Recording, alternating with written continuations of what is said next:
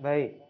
Assalamualaikum warahmatullahi wabarakatuh. Saya ucapkan selamat siang dan selamat datang kepada Bapak Ibu sekalian dimanapun berada. Puji syukur, Alhamdulillah kehadirat Allah Subhanahu wa Ta'ala yang telah memberikan rahmat dan hidayahnya kepada kita semua, sehingga kita bisa hadir bersama berkumpul melalui media Zoom meeting dalam acara webinar medis tentang diabetes mellitus pada siang hari ini. Baik, senang sekali rasanya saya Gora Kertapati dapat menemani Anda dalam acara webinar pada siang hari ini. Baik Bapak Ibu sekalian, untuk membuka acara webinar medis pada siang hari ini, marilah kita buka dengan doa agar apa yang menjadi tujuan dari webinar pada siang hari ini bisa tercapai dan juga diberikan kelancaran sampai akhir acara nanti. Berdoa, dipersilahkan.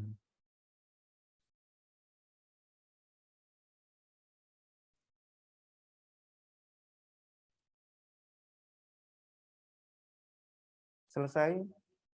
Baik. Bapak Ibu sekalian, sudah hadir bersama kita Direktur Rumah Sakit PHC Surabaya yang akan membuka kegiatan webinar medis pada siang hari ini. Sudah hadir di samping saya Dr.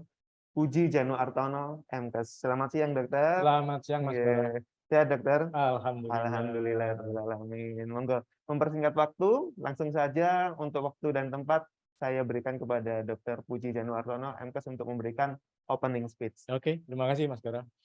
Bismillahirrahmanirrahim. Assalamualaikum warahmatullahi wabarakatuh.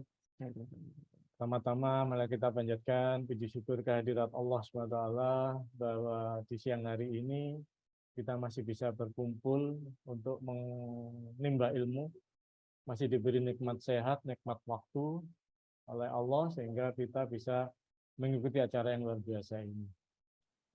Teman sejawat semua yang saya hormati, yang saya banggakan, tema kali ini adalah tentang diabetes mellitus, ya. Jadi penyakit yang sehari-hari mungkin teman-teman sejawat dapati, ya, ketemukan atau mungkin rawat sehari-hari. Nah, ini untuk update ilmu teman-teman semua, kami dari Edutris Rumah Sakit PHC Surabaya mengadakan acara ini dengan narasumber yaitu Dr. Wahyu Endardi, spesialis penyakit dalam, kemudian narasumber yang lain Dr. Sebagai Adi, spesialis penyakit dalam, konsultan endokrin, kemudian ada lagi nanti moderatornya Dr. Jihan, spesialis penyakit dalam. Ya, mudah-mudahan Allah Ta'ala memudahkan dan meringankan apa yang menjadi ikhtiar kita. Tak lupa juga terima kasih buat sponsor PT Sanofi yang sudah mensponsori acara ini sehingga berjalan dengan baik.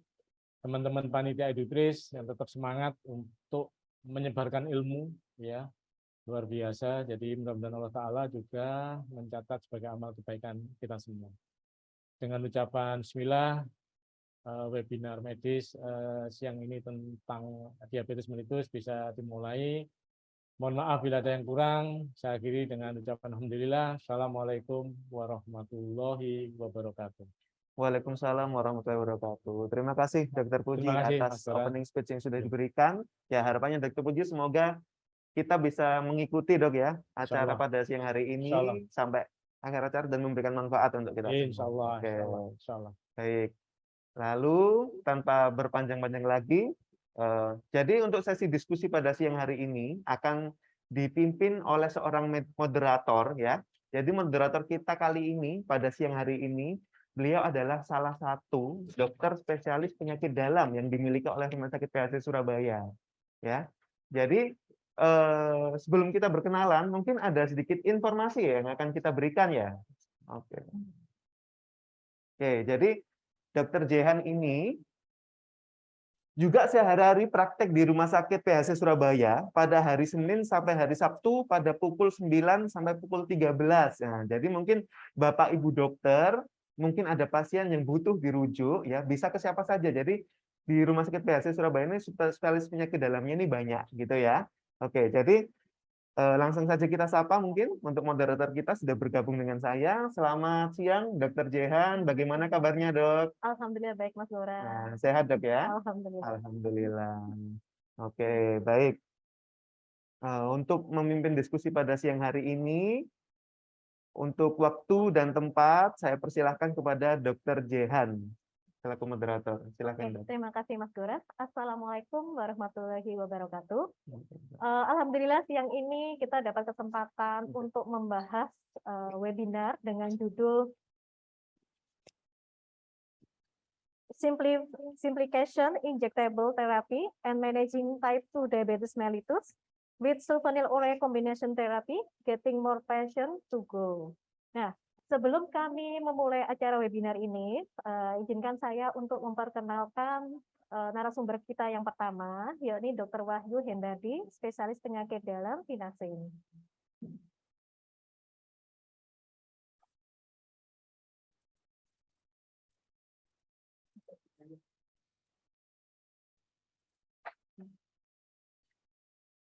Dr. Wahyu Hendradi, spesialis penyakit dalam Vinasim, dilahirkan di Jakarta pada tanggal 20 Oktober tahun 1967.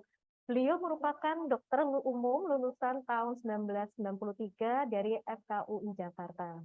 Dan kemudian beliau melanjutkan pendidikan dokter spesialis penyakit dalam di FKUNER dan lulus pada tahun 2006. Saat ini beliau aktif dan bekerja di Rumah Sakit PHC dari tahun 2006 hingga sekarang untuk saat ini, setiap hari ada di Rumah Sakit PHC dari hari Senin maupun hari Sabtu. Kemudian untuk sebelum kita memulai acara yang pertama dengan judul temanya adalah Improving Glycemic Control in Type 2 Diabetes Mellitus with Combination Therapy of Metformin and Sulfonylurea. Oke, untuk waktu dan tempat saya persilakan kepada Dr. Wahyu Hendardi. Terima kasih Dr. Zihan atas kesempatan yang diberikan kepada saya dalam siang hari ini untuk mengisi acara webinar kita kali ini. Assalamualaikum warahmatullahi wabarakatuh. Cukup berbahagia sekali dan pada kesempatan siang hari ini kita juga didampingi atau mendampingi Dr. Subagio Adi, spesialis penyakit dalam, konsultan endokrin dan diabetes dan metabolik,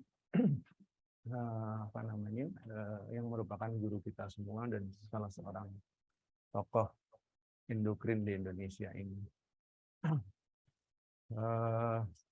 Pada kesempatan siang hari ini saya diminta untuk mengingatkan kembali kepada teman sejawat sekalian tentang pengobatan diabetes yang mungkin sudah seringkali teman sejawat mendapatkannya, yaitu tentang improving glycemic control in type 2 diabetes with combination therapy of metformin and sulfonylurea. Jadi memang penyakit diabetes ini makin lama makin banyak dan kita menemui bagaimana problem-problem pengobatannya baik dalam pilihan terapinya maupun juga tentang kepatuhan pasien, bagaimana juga dengan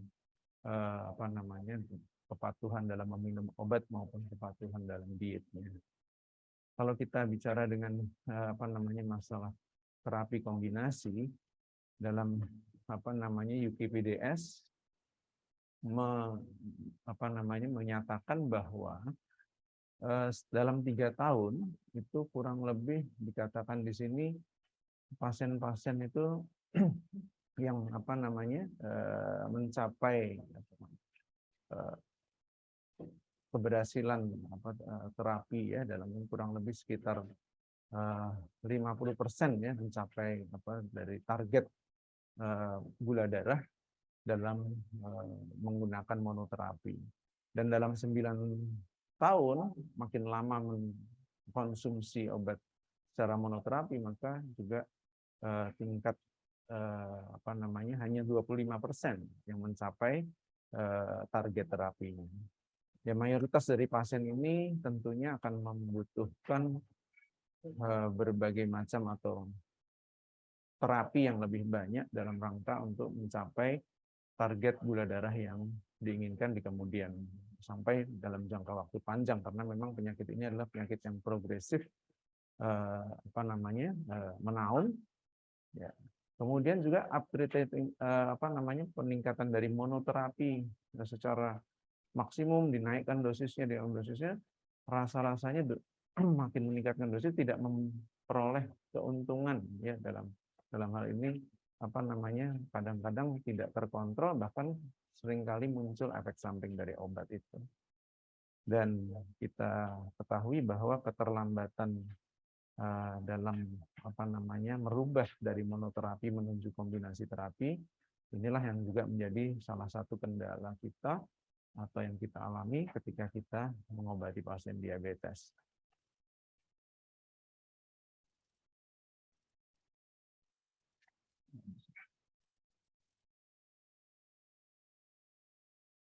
Right.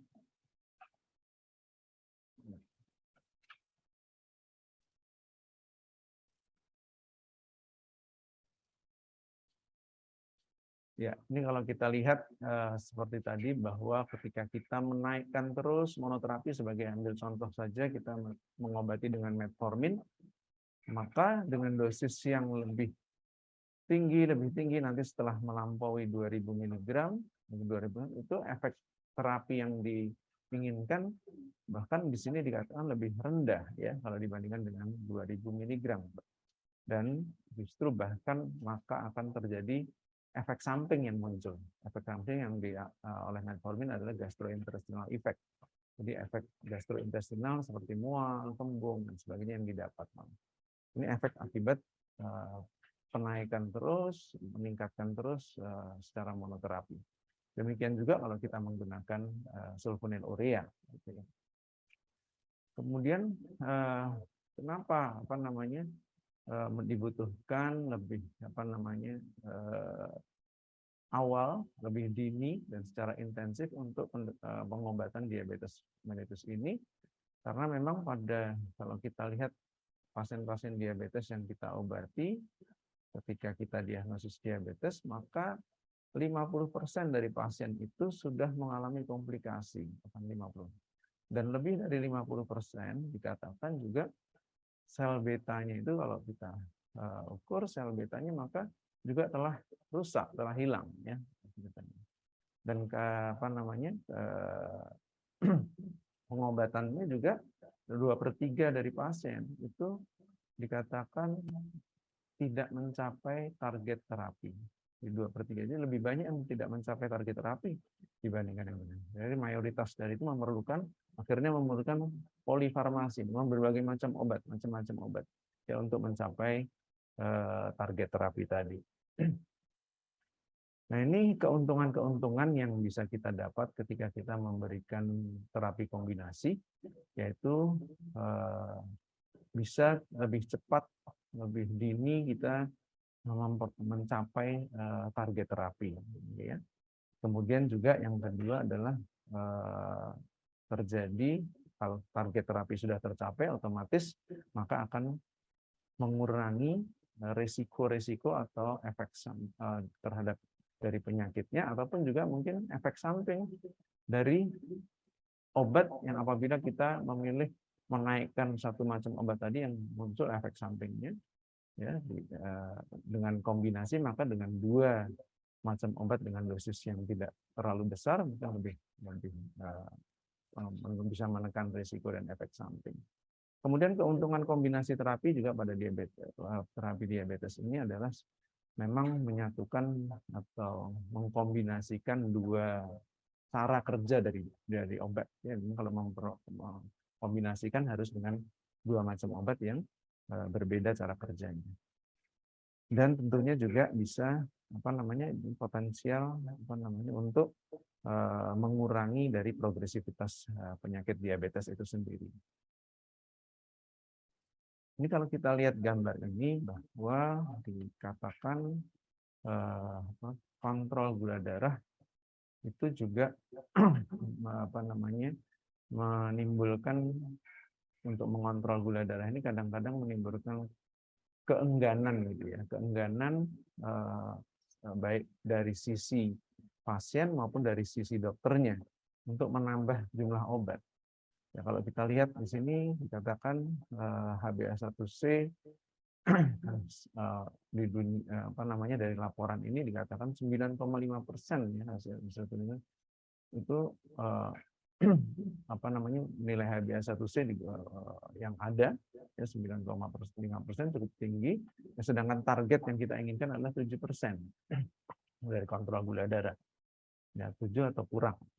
Kemudian maka untuk mencapai itu harus menambah obat mestinya, dengan satu macam obat nggak bisa, 2 macam obat, 3 macam obat. Nah ini yang seringkali dihadapi oleh pasien, akhirnya menimbulkan biaya yang besar, kenyamanannya juga bisa menjadi tidak nyaman dengan minum obat banyak, kemudian juga efek sampingnya. Sementara dari sisi dokter juga ketika ingin mau menambah obat itu khawatir nanti pasiennya mengalami dokter shopping gitu ya, artinya pindah-pindah karena di sini dikasih obat ini kebanyakan obat, akhirnya dia pindah ke dokter yang lain. Sebenarnya ketika dokter ingin memberikan lebih banyak obat, ada keengganan untuk itu karena itu. Nah ini dari tantangan yang dari monoterapi ini, dari pengobatan menggunakan monoterapi ini, yang dikatakan bahwa pengobatan dengan monoterapi ini ya tentunya tidak bisa ya secara adekuat, secara optimal mengontrol gula darah dalam waktu yang cukup panjang, karena memang terapi obat ini adalah cukup panjang, dengan hanya monoterapi tidak mungkin. Ya, kemudian di sini juga tantangannya adalah diabetes merupakan penyakit yang progresif, ya, untuk berjalan bertahun-tahun, bahkan seumur hidup, terus tidak bisa sembuh. Dan kemudian juga sedentary behavior of patient ini, jadi pola hidup pasien yang sekarang sudah kurang aktivitas, ya, yang menyebabkan itu juga ya dari segi pasiennya, juga prolong hiperglikemia ya, prolong hiperglisemia ini sebelum pengobatan ternyata pasien ini sudah mengalami hiperglikemia yang cukup panjang. Kemudian juga dosis tinggi ya yang kita tingkatkan terus akhirnya akan menimbulkan efek samping, misalnya seperti kalau tadi metformin, sulfonylurea pun juga begitu, bisa menimbulkan efek samping hipoglikemia ini. Kemudian juga adanya faktor-faktor komorbiditas, ya penyakit-penyakit penyerta lainnya, dan akhirnya menyebabkan pasien itu lelah, dalam artian kepatuhan pasien menjadi terancam. Nah ini kalau kita lihat dari gambar ini bahwa kombinasi terapi untuk menurunkan HbA1c secara cepat itu dan yang dibutuhkan untuk memperoleh hasil yang baik di maka kalau kita lihat terapi konservatif ya, langkah-langkah tradisional sebelumnya, maka kita biasanya diet, kemudian kalau tidak terkontrol pemberian satu macam obat monoterapi, kalau tidak terkontrol dinaikkan dosisnya dengan satu macam obat, baru kemudian setelah gagal dengan satu macam obat dikombinasi dengan obat lain. Ya, kemudian baru obat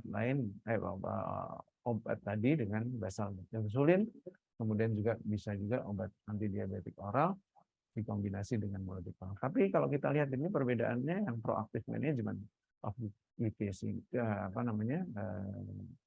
gula darah yang tinggi ini pada diabetes ini menggunakan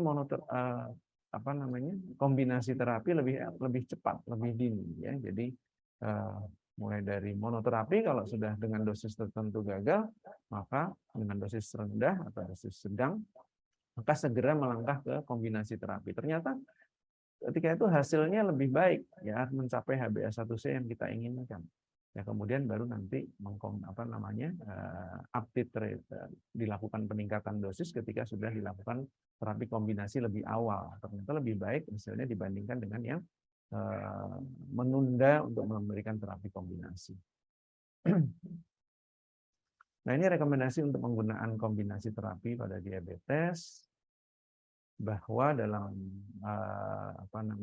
guideline atau panduan dari Perkeni, bahwa sasaran kendali glukosa darah itu adalah HbA1c kurang dari 7%. Nah ini kalau kita lihat di sini yang jadi patokan adalah modifikasi gaya hidup sehat, kemudian pemberian kalau kurang dari 7,5 HbA1c-nya bisa diberikan dengan monoterapi. Nah ini kalau kita temukan pasien pada awal berobat ke kita sudah lebih dari 7,5 HbA1c-nya, maka kita dianjurkan langsung menggunakan kombinasi dua macam obat yang tentunya dengan cara kerja yang berbeda, ya. Dengan cara kerja obat itu tidak bisa memberikan obat kombinasi dengan dengan obat yang sejenis. Itu di titik beratnya adalah kita kalau sudah lebih dari 7,5 maka bisa langsung kita kombinasi agar target gula darah yang kita inginkan segera bisa tercapai. Ini kalau kita lihat beberapa macam kombinasi obat, maka efektivitas atau efektivitas dari kombinasi terapi ini kita lihat di sini yang paling bisa mencapai penurunan HbA1c paling tinggi adalah sulfonylurea dan metformin, ya, kalau kita lihat di sini. Tentunya diikuti juga dengan sulfonylurea dan pioglitazone. Kenapa kita lihat di sini? Maka kita titik berat pada kombinasi antara sulfonylurea dalam hal ini adalah glimepiride dengan metformin, ya, bahwa kita tahu cara kerja sulfonylurea dan metformin ini berbeda dan keduanya bisa dipadukan agar menghasilkan sinergi yang cukup baik, ya, dikolaborasikan glimepiride dan metformin akan menghasilkan efek yang cukup baik. Jadi glimepiride mempunyai efek meningkatkan fungsi dari sel beta yang dikatakan mengalami gangguan pada saat seseorang menderita diabetes dengan cara meningkatkan insulin, dengan meningkatkan produksi insulin, sementara metformin mempunyai efek selain juga mensensitifkan reseptor insulin yang berada di liver maupun pada di otot dan lipid di jaringan adiposa. Juga metformin mempunyai efek menurunkan hepatic glucose overproduction melalui proses yang ada gluconeogenesis dan glycogenolisis di liver, sehingga panduan kedua obat ini bisa menutup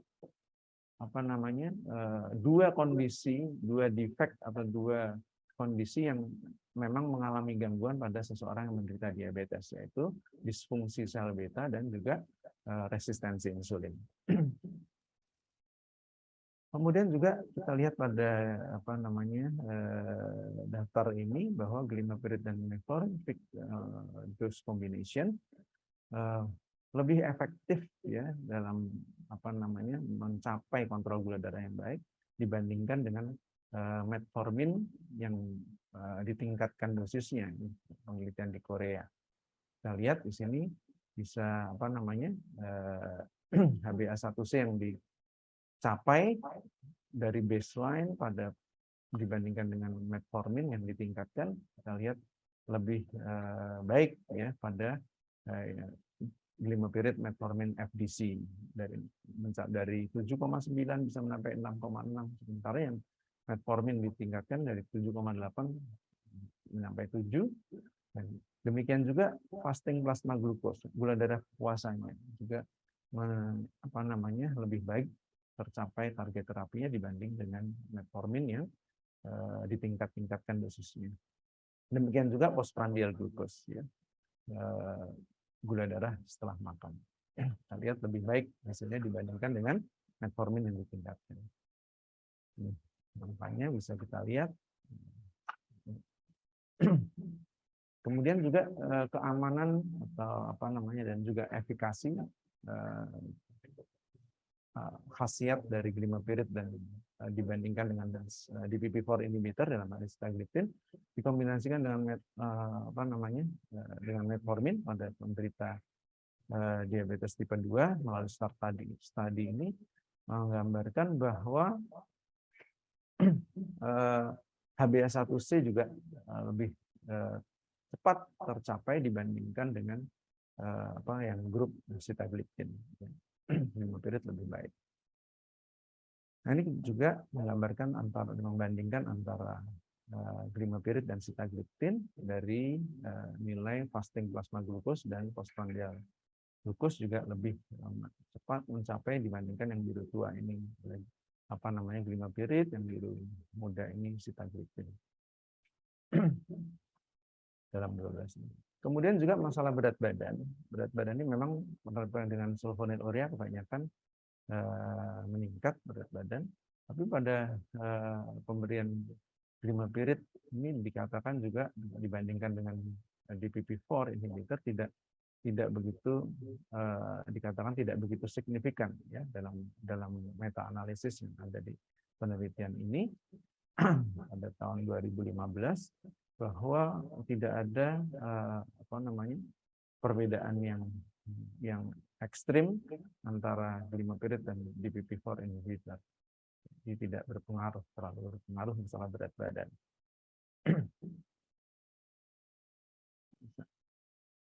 Ya.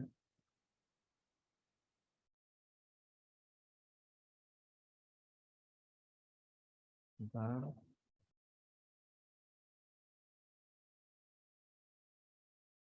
Ini pada studi di Denmark juga menggambarkan bahwa penurunan HbA1c dengan sulfonylurea yang dibandingkan dengan DPP-4 inhibitor, ini yang add-on ya, sebelumnya pasien ini diberikan metformin, kemudian ditambahkan ada sulfonylurea, DPP-4 inhibitor, GLP-1 maupun obat-obat lain, diabetes dan insulin. Tapi yang kita fokus adalah sulfonylurea dan DPP-4 inhibitor, karena memang sulfonylurea ini dikatakan di sini bisa mencapai lebih rendah HbA1c yang lebih cepat dibandingkan dengan pemberian DPP-4 inhibitor yang masing-masing ditambahkan pada metformin, ya, terapi yang sudah baik. Demikian juga model sulfonylurea ini dalam hal ini glimepiride itu dalam 5 tahun pengobatan dikatakan tidak ada perbedaan signifikan dalam berat badan ya di dalam pengobatan dengan metformin dan panduan sulfonylurea. Jadi tidak ada peningkatan berat badan yang bermakna, sementara gula darah terkontrol dengan baik, tetapi tanpa perubahan berat badan secara signifikan. Kemudian glimepiride dan metformin ini juga bisa mencapai glycemic control, mencapai gula darah yang baik, dengan efek atau kejadian hipoglikemi yang sedikit ya. Ini kalau kita bandingkan dengan sulfonylurea lain yang digabung dengan metformin, glibenclamid, jauh lebih rendah kejadian hipoglikeminya dibandingkan dengan glibenclamid dan glimepiride. Jadi secara keamanan dengan glimepiride kandungan Victus ini lebih menjamin lebih rendah kejadian hipoglikemia, walaupun bisa terjadi jelas karena memang sulfonylurea cara kerjanya demikian memungkinkan jadi hipoglikemia. Tapi pada percobaan ini menunjukkan bahwa perbedaan antara sulfonylurea yang satu dengan yang lain, glimepiride, lebih jarang terjadi hipoglikemia. Baik, kemudian yang selanjutnya ini adalah keuntungan fixed dose combination akan mengurangi efek samping. Sudah barang tentu tadi sudah diceritakan di awal bahwa masing-masing dengan dosis rendah akan dibandingkan dengan monoterapi yang ditingkatkan dosisnya.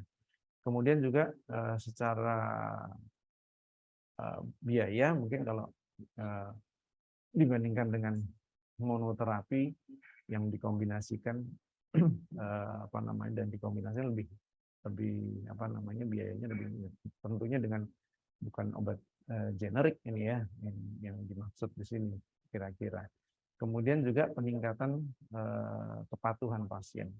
Tentunya akan lebih ini dengan meminum berbagai jumlah obat yang lebih banyak dengan yang sedikit, tentu yang lebih sedikit yang lebih menjamin kepatuhan pasien.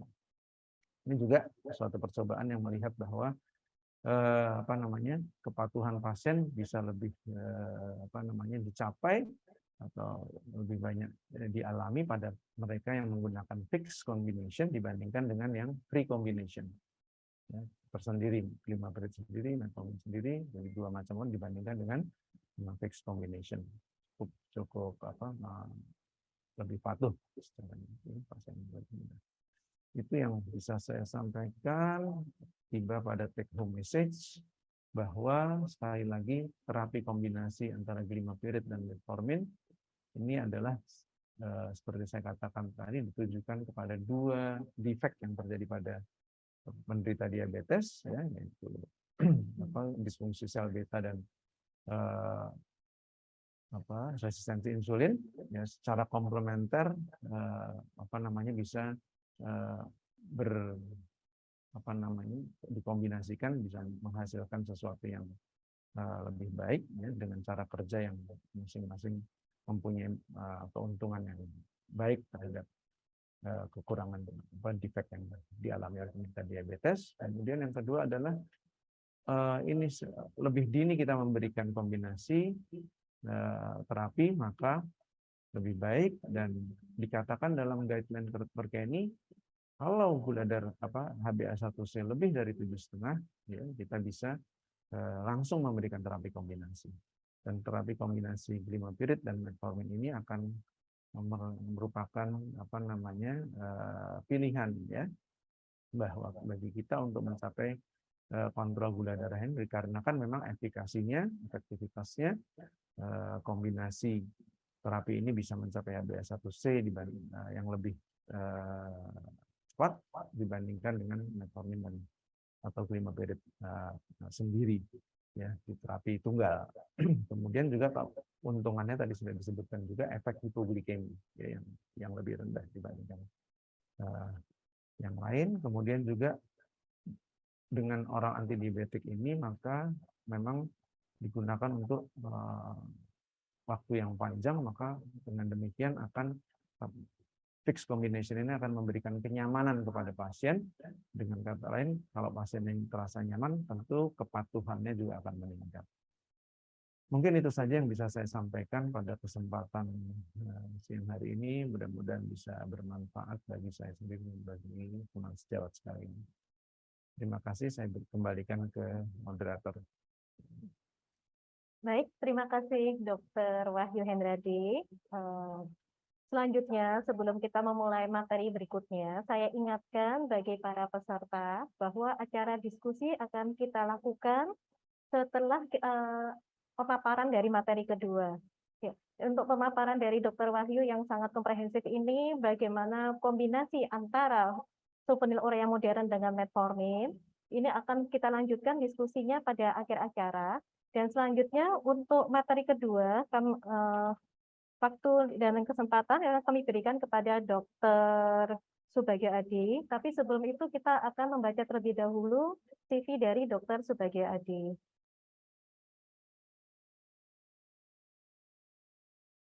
Dr. Subagio Adi Sulistyo, spesialis penyakit dalam, konsultan endokrin, metabolic, diabetic, disease, Finafim, HACP. Beliau lulusan dari Fakultas Kedokteran UNER pada tahun 1983 dan melanjutkan untuk internisnya atau spesialis penyakit dalamnya dan kemudian lulus pada tahun 1997. Beliau berkesempatan untuk melanjutkan pendidikan sebagai konsultan endokrin di Fakultas Kedokteran Universitas Airlangga dan lulus pada tahun 2004. Merupakan bagian dari Fellow of Indonesian Society of Internal Medicine pada tahun 2009. Beliau lulus PhD pada tahun 2017 di Fakultas Kedokteran Universitas Airlangga dan melanjutkan dengan Fellow of America Clinical Vision pada tahun 2017. Saat ini beliau menjadi bagian dari Rumah Sakit PHT dari tahun 2010 hingga saat ini.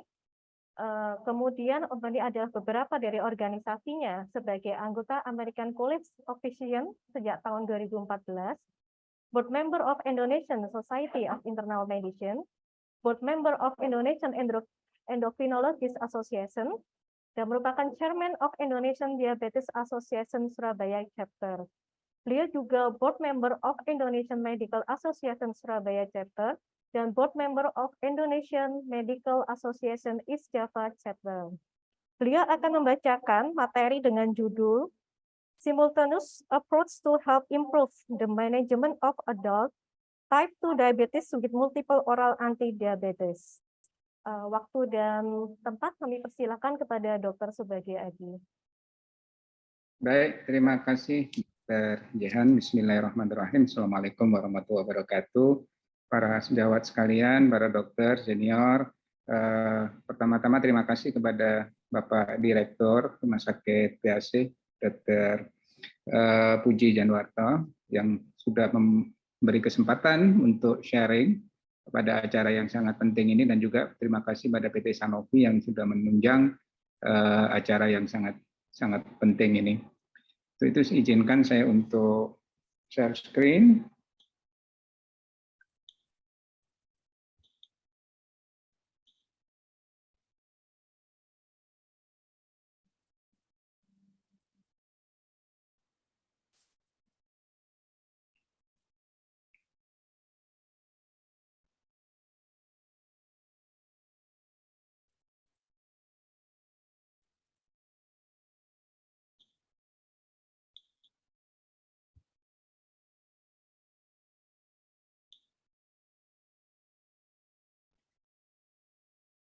Dr. Jehan, apakah sudah terlihat ya share screen saya?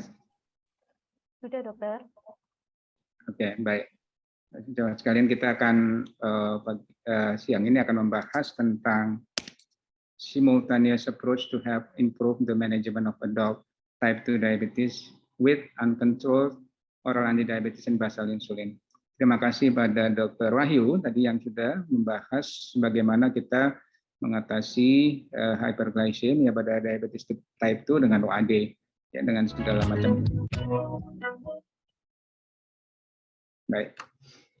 Ini nanti akan kita bahas, ya. Jadi yang pertama, kita tahu bahwa pasien diabetes itu yang sering kita jumpai itu gagal untuk mencapai glycemic control, yang kemudian tentunya akan diperlukan untuk intensifikasi terapi, ya, antara lain dengan insulin. Kemudian juga kita juga sering mengalami di dalam praktek insulin terapi itu kemudian menjadi kompleks, ya. Tadinya kita basal, kemudian basal plus 1 bolus, kemudian akhirnya menjadi basal plus 3 bolus, ya. Atau kadang kita memberikan premix insulin, di mana ini menjadi multiple daily injection, ya, MDI. Pasien sering mendapatkan 4 kali suntikan, 1 basal, 3 bolus. Dan kita tahu bahwa terapi insulin ini berkaitan dengan risiko hypoglycemia dan juga berat badan yang meningkat, weight gain. Ini yang tidak disukai oleh pasien-pasien yang biasanya mendapatkan insulin.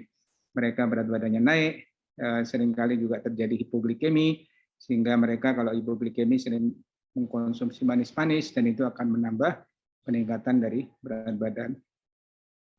Nah, fixed ratio formulation ini tentunya akan menjadi suatu alternatif oleh karena diberikan sekali sehari, ya.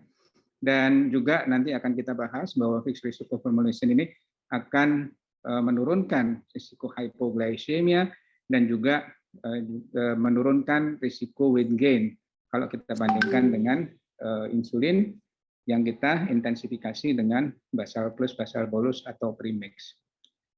Baik, kita lihat sekarang di Indonesia, ya, data di Indonesia. Kalau kita lihat bahwa pasien-pasien di Indonesia ini kalau dari Discover Study, capaian HbA1c kita paling jelek. Karena kita angka dari HbA1c rata-rata kita itu dari Discover Study itu 9,2.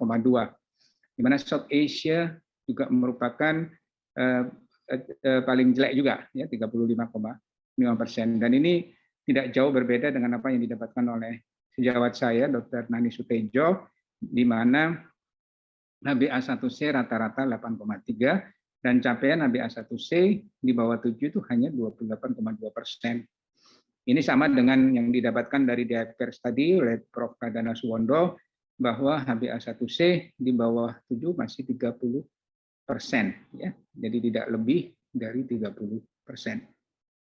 Saya rasa saya tidak akan mengulang apa yang disampaikan oleh Dr. Wahyu tadi, ya, bahwa pada saat entry HbA1c di atas 7,5, kita memang dianjurkan langsung combination terapi, ya. Di mana salah satu combination terapi di sini adalah basal insulin, ya. Kemudian nanti akan ada option yang lain dalam hal pemberian insulin selain basal insulin, ya. Kemudian pada saat kita tidak bisa mencapai target pada saat kita sudah mengkombinasi 2 macam obat atau bahkan 3 macam obat, maka saatnya kita menginisiasi dengan insulin. Bisa basal insulin atau bisa yang lain. Tapi pada kondisi di mana pasien naif yang masih belum mendapatkan terapi dengan HbA1c entry di atas 9% dengan gejala-gejala dekompensasi metabolik, maka kita sudah bisa langsung memberikan insulin, baik insulin itu basal maupun insulin itu basal plus atau basal plus OAD, ya. Terus kemudian dilakukan intensifikasi. Ini kalau kita bicara tentang HbA1c, ya, artinya glukosentrik.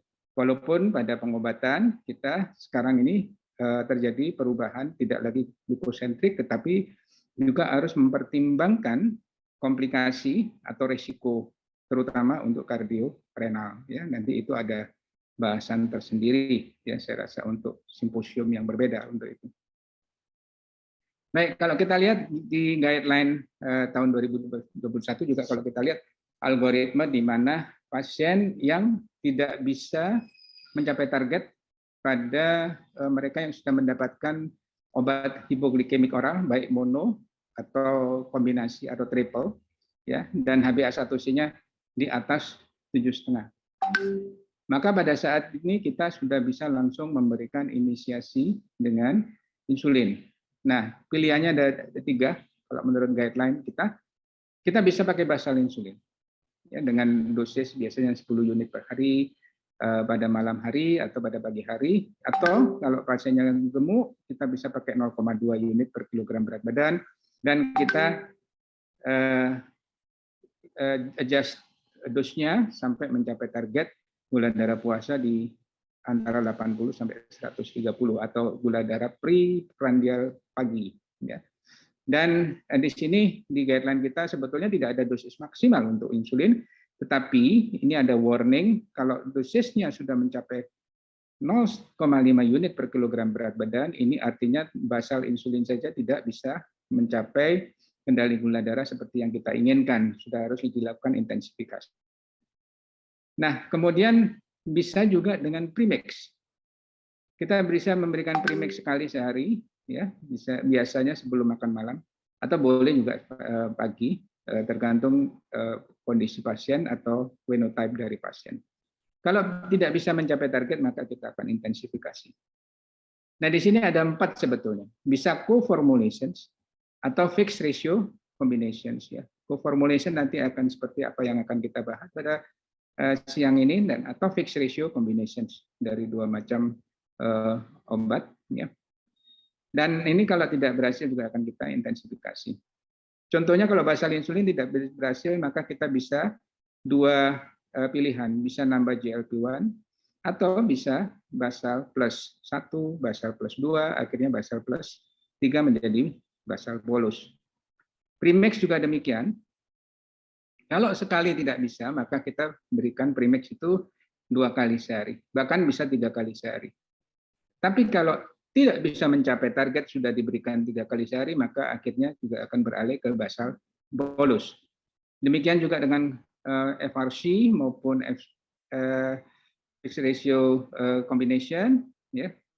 Ini kita biasanya juga akan melihat gula darah puasa, tetapi kemudian kita lihat HbA1c, biasanya targetnya adalah gula darah puasa. Kalau tidak tercapai, maka akhirnya juga menjadi basal bolus atau bisa juga akan berganti ke premix, tapi lebih banyak ke arah basal bolus.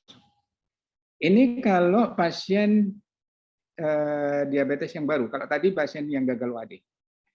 Pada pasien diabetes tipe 2 yang baru ya, jadi ingat yang baru dengan HbA1c di atas 9 atau gula darah puasa di atas 250 ya, atau gula darah sesaat bisa di atas 300 disertai gejala dekompensasi metabolik, maka kita boleh langsung inisiasi dengan insulin. Insulinnya apa? Boleh co-formulation, boleh fixed ratio combinations, boleh basal plus, boleh atau basal bolus.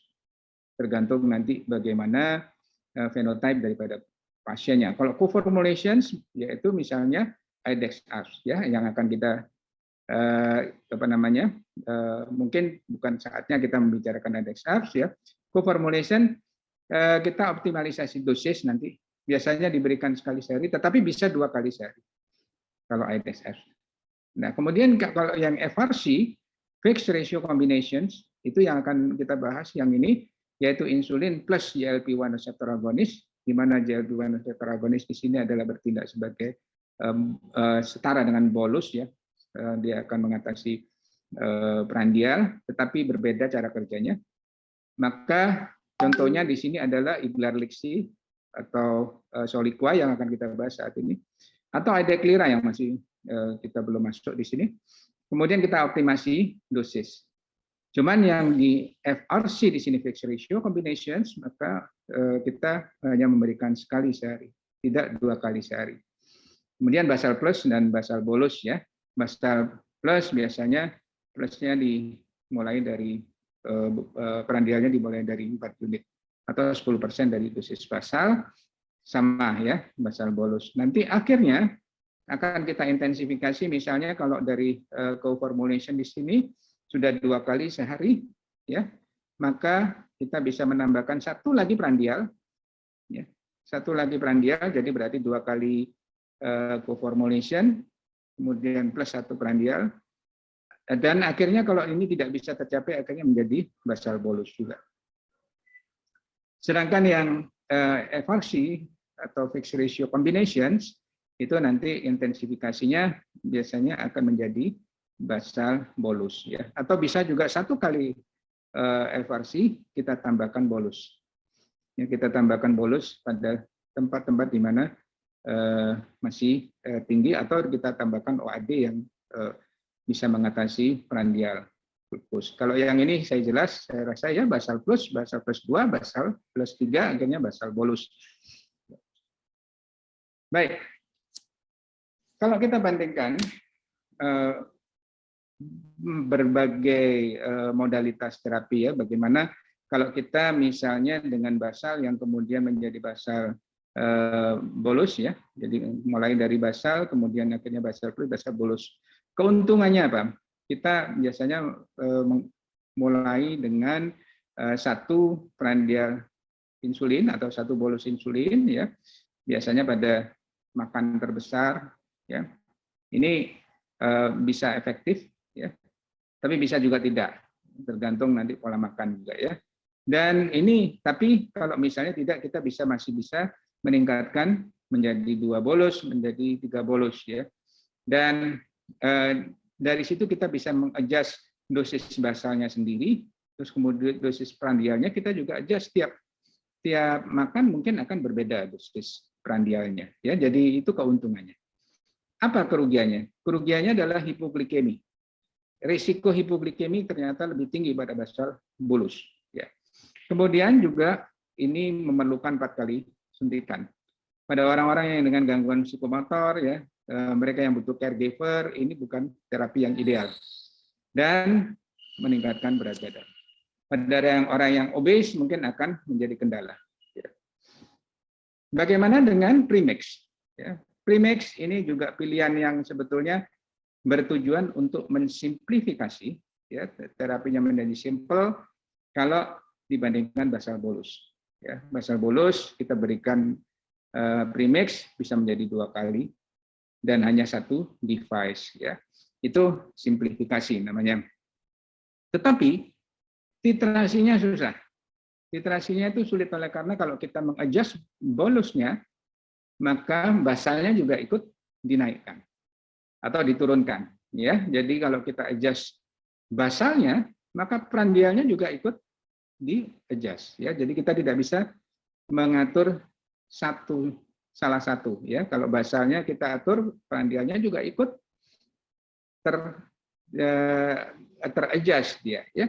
Dan kemudian karena sulit, maka juga sering terjadi hipoglikemi dan juga weight gain. Ya. Nah, pilihan berikutnya adalah penambahan dari basal itu ditambahkan GLP-1 receptor agonis, baik itu yang sekali sehari maupun seminggu sekali. Keuntungannya apa? Jadi keuntungannya adalah ini bisa meniru basal plus, ya. Dan apalagi kalau kita berikan sekali seminggu GLP-1 receptor agonisnya, jadi lebih convenience, ya, hanya sekali seminggu, ya. Dan tentunya juga akan memberikan dampak hypoglycemia lebih rendah dibandingkan dengan basal bolus. Juga demikian weight gain-nya juga akan lebih rendah. Tetapi apa kerugiannya? GI. Ya, efek GI-nya menjadi muncul, yaitu mual, ya. Mual atau bahkan muntah. Kemudian juga tambahan dari injeksi ini berarti ada 2 device, ya, 2 device yang kemudian kadang-kadang untuk orang yang sering lupa mungkin jadi kendala, ya.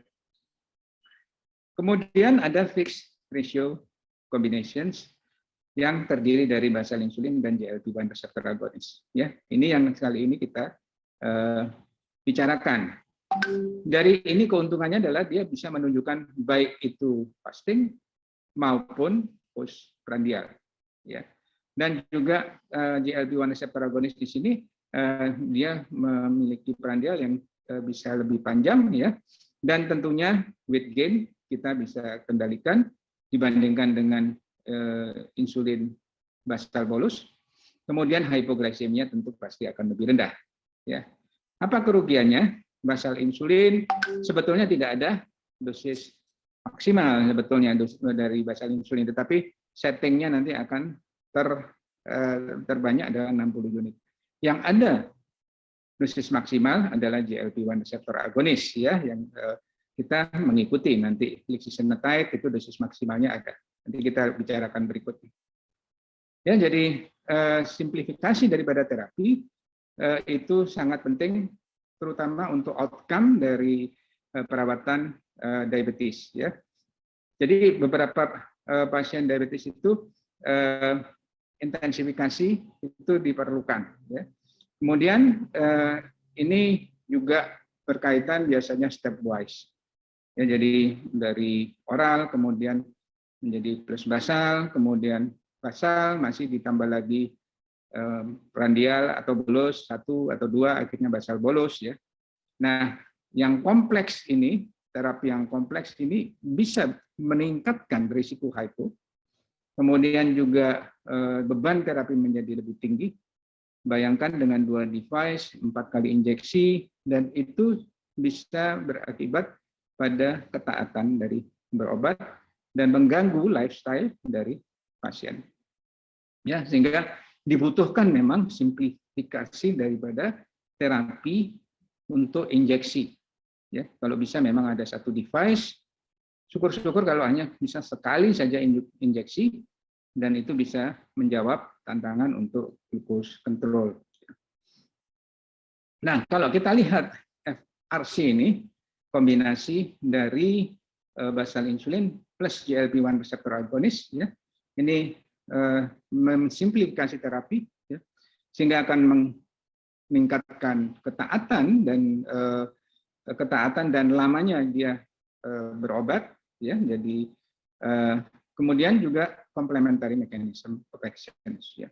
Karena kita tahu basal insulin dan GLP-1 receptor agonis itu beda dalam action-nya dan itu complementary, sehingga bisa mengarah pada multipathological defect, ya, baik itu sel alfa maupun sel beta dari pankreas, ya. Kalau kita lihat basal insulin, kita tahu sangat efektif dalam menurunkan fasting, tetapi juga kalau kita naikkan terus akan berkaitan dengan hypo dan weight gain.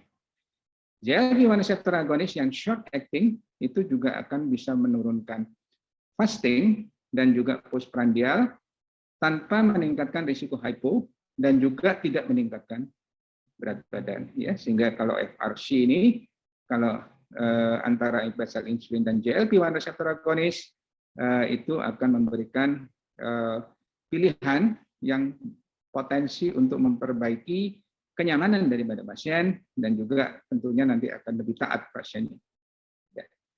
Nah, lixilan atau lixisenatide dan lantus atau kita sebut sebagai Soliqua aja, oleh karena kita saat ini adalah standalone, ya.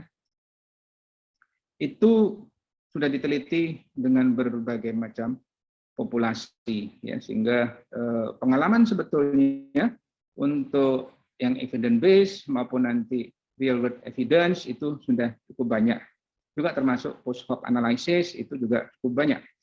Ya, ini seperti misalnya lixilan O, ya, lixilan, lixi dan lantus Soliqua. O ini adalah oral. Di sini lixilan O tadi itu membandingkan antara Soliqua plus metformin, dia bandingkan efeknya terhadap lantus plus metformin dan lixi plus metformin, ya. Jadi ada 3 arm, kita lihat nanti hasilnya. Kemudian ada lagi ini yang lixilan L. Jadi Soliqua L. L itu apa? L itu adalah lantus. Jadi ini dibandingkan antara Soliqua plus metformin dibandingkan dengan lantus plus metformin. Nanti akan kita lihat hasilnya. Nah, ada lagi lixilan G. G ini adalah GLP-1 receptor agonis. Kita lihat di sini lixilan G itu adalah antara Soliqua yang bisa ditambah dengan metformin atau PIO atau SGLT2 dibandingkan dengan glargine plus lixi. Dibandingkan dengan GLP-1. Sorry. G itu adalah GLP-1, ya. Jadi Soliqua dibandingkan dengan GLP-1. Entah itu GLP-1-nya lixi atau lira, ya. Nanti akan kita lihat hasilnya. Kemudian juga di sini dibandingkan dengan basal bolus pada GetGoal Duo. GetGoal Duo ini antara Soliqua dibandingkan dengan basal bolus, ya. Kemudian ini juga ada yang dibandingkan dengan premix, antara lain ini NMA dan Solimax ini, ya. Jadi ini Soliqua dibandingkan dengan premix. Nanti kita akan lihat hasilnya. Ini antara lain hasilnya. Kita lihat lixilan O, ya. Jadi HbA1c-nya secara signifikan berselisih, ya, turunnya lebih banyak 1,1%. Kalau pada lixilan L, jadi Soliqua dibandingkan dengan lantus juga demikian. Soliqua lebih baik sekitar 1,1%. Solimax jadi dibandingkan dengan premix, Soliqua lebih baik 1,3% HbA1c-nya. Dan dengan GLP-1 receptor agonis juga demikian, lebih baik 1%.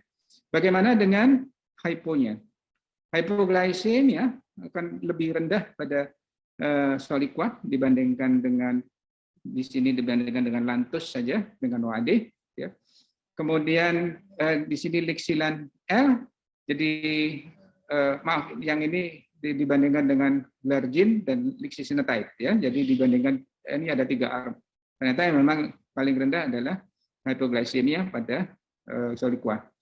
Kalau ini Soliqua dibandingkan dengan glargine, angka hyponya juga lebih rendah. Ini Soliqua dibandingkan dengan premix, angka hyponya juga jelas lebih rendah, banyak bedanya ini, ya. Ini menonjol sekali angka hyponya. Kemudian ini Soliqua dibandingkan dengan GLP-1 receptor agonis tidak ada angkanya, tetapi ada dari beberapa penelitian angkanya hampir sama atau lebih tinggi dikit, ya. Kemudian bagaimana dengan berat badan? Berat badan Soliqua dibandingkan dengan glargine saja atau lixisenatide saja, ya, masih ada keuntungan turun 0,7 kilo. Kemudian dibandingkan dengan lantus saja turun 0,7. Dibandingkan dengan premix juga turun 0,7. Sedangkan dibandingkan dengan GLP maka dia kurang, ya, dia malah bedanya 1,7, ya. Lebih baik GLP-1 receptor agonis saja, ya. Mungkin karena efek daripada lantusnya. Bagaimana dengan GI side effect? Ternyata juga tidak banyak berbeda, ya. Jadi antara Soliqua dibandingkan dengan Glargine, dibandingkan dengan Lixi, itu bedanya 1,1%, sama dengan Lantus saja. Kemudian dengan Solimed malah lebih rendah dia, ya, lebih rendah. Dan dengan GLP-1 receptor agonis saja, ya, itu 3,5%. Ya. Nah, ada dari real world evidence yang nanti akan memberikan data tambahan di mana kompleks regimen dibandingkan dengan FRC itu juga akan memperbaiki treatment burden, ya. Jadi ini kalau kita lihat setelah di switch dari kompleks insulin regimen, ya misalnya basal bolus atau premix, ini maka terjadi perubahan signifikan daripada HbA1c. Ya. Kemudian juga insulin kebutuhan itu akan menurun, ya, kebutuhan insulin menurun antara kompleks insulin regimen yaitu basal bolus atau premix, itu akan turun kebutuhan insulinnya dari 3,7 menjadi 1, ya, lebih dari separuh. Kemudian lebih rendah hipoglikemianya, ya, jadi menjadi 9,7, sebelumnya 45%, ya, 45% berubah turun menjadi 9,7 untuk mereka yang mengalami paling tidak 1 hypoglycemia episode. Bagaimana dengan weight gain, ya, dan BMI? Ternyata diturunkan, ya. Ini turun 3 kilo, sedangkan BMI-nya turun 1,14. Ya. Jadi itu manfaat dari pemakaian daripada Soliqua dibandingkan dengan metode atau terapi insulin yang lebih kompleks. Ini adalah yang dari BPOM, ya, tahun 2021, di mana Soliqua diindikasikan untuk pasien-pasien diabetes yang tidak terkontrol, ya, dengan baik. Dan di sini kalau kita lihat ada 2 macam pen, ya, pen yang 10-40, 10-nya ini adalah perbandingan antara Lantus dengan Lixinya, ya, ada yang 30-60, ya, ada 2 macam pen.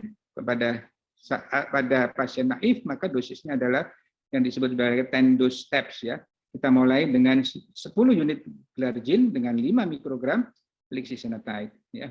Kemudian kalau sudah mendapatkan Glargine sebelumnya, maka petunjuk dosisnya adalah kalau antara 20 sampai 30 insulinnya maka diberikan 20 dose step.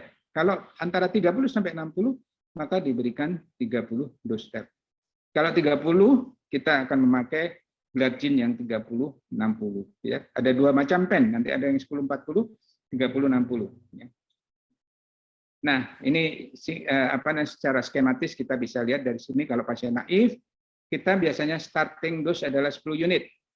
Kenapa rendah? Ya, supaya tidak terjadi efek samping, yaitu dari Lixinya, supaya tidak mual.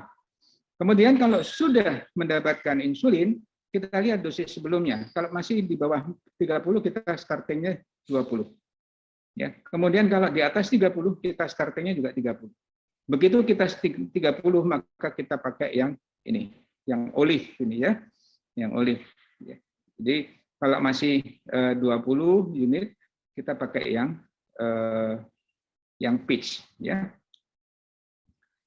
Jadi diberikan sekali sehari 1 jam sebelum makan, dan kita selalu sama untuk besoknya.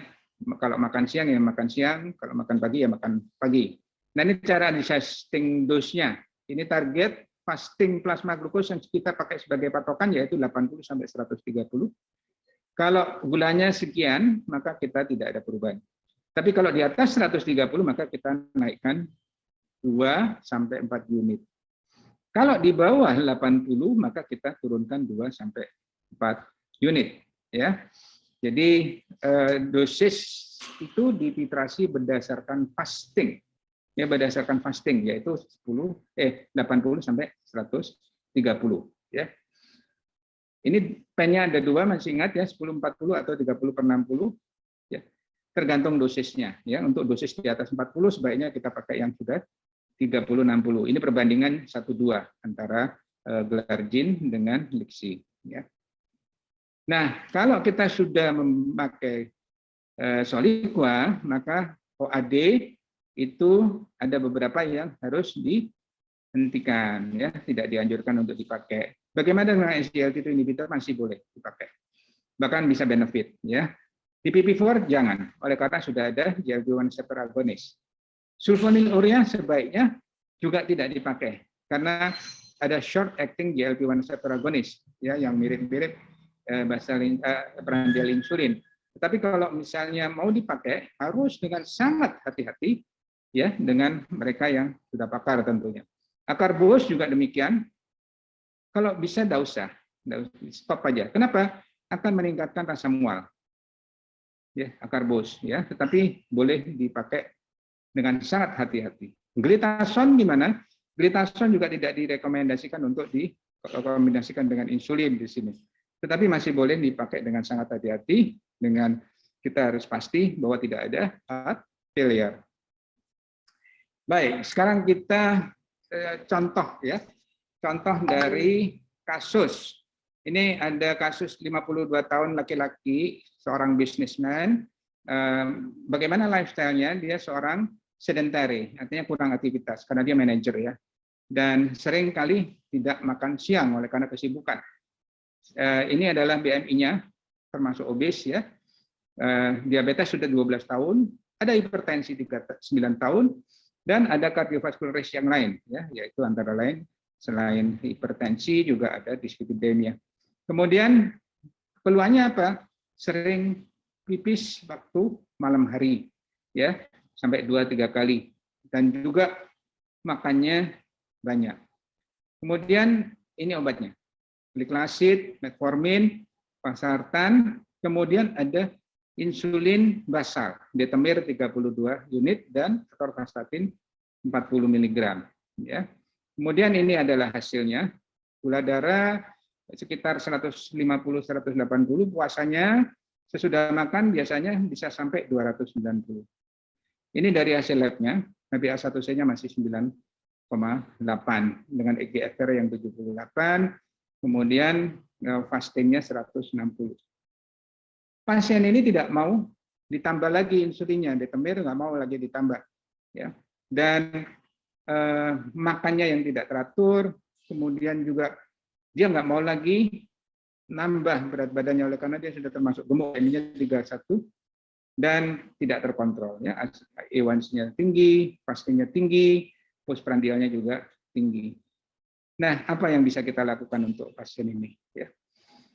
Ada beberapa opsi, ya. Kita bisa menambahkan GLP-1 receptor agonis, ya, pada pasien ini. Kita juga bisa naikkan basal insulinnya, dosis basal insulinnya. Atau kita bisa pakai basal insulin plus GLP-1 receptor agonis atau fixed ratio combination, ya. Kita pakai fixed FRC, ya. Atau kita pakai premix.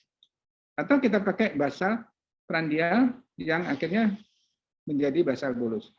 Ini jelas nggak mau karena beberapa kali injeksi. Ini jelas nggak mau, ya, pasiennya karena beberapa kali injeksi, ya. Ini berarti nambah, berarti 2 kali, 2 device, ya. Jadi pada pasien ini ada kendala seperti itu. Naikkan basal insulin mungkin akan berisiko hypo dan badannya tambah gemuk nanti, ya. Apakah kemudian kita bisa menambahkan di sini basal insulin, kita tambahkan GLP-1 receptor agonis? Ini juga rupanya kita harus pertimbangkan oleh karena ternyata dari penelitian ini, bagaimana kalau kita menambahkan insulin dulu sampai sekian 1 tahun, baru atau sampai 3 bulan, baru kemudian ditambah lagi GLP-1 receptor agonis, itu namanya simultan, ya, simultan. Apakah kita berbarengan, ya? Berbarengan, simultan itu barengan atau bergantian, ya. Kalau kita lihat yang simultan, yang barengan, kita berikan bersama-sama ini yang ungu, kalau kita lihat di sini penurunan daripada A1C-nya lebih baik dibandingkan dengan yang ini basal insulin dulu, baru setelah itu dalam waktu 30 hari, 3 bulan, baru ditambah dengan insulin, dengan GLP-1 reseptor agonis. Kalau yang hijau ini sama, basal insulin ditambah dengan GLP-1 reseptor agonis setelah menunggu 3 bulan, tapi lebih rendah, ya, beyond. Nah, kalau kita lihat memang hasilnya paling baik adalah kalau kita berikan bersama-sama, karena penurunan A1C-nya lebih cepat dan juga lebih rendah. Demikian juga yang mencapai A1C, ya, kalau kita lihat paling tinggi kalau kita berikan secara bersama-sama. Dibandingkan dengan kalau kita menunggu 3 bulan atau di bawah 3 bulan, ya.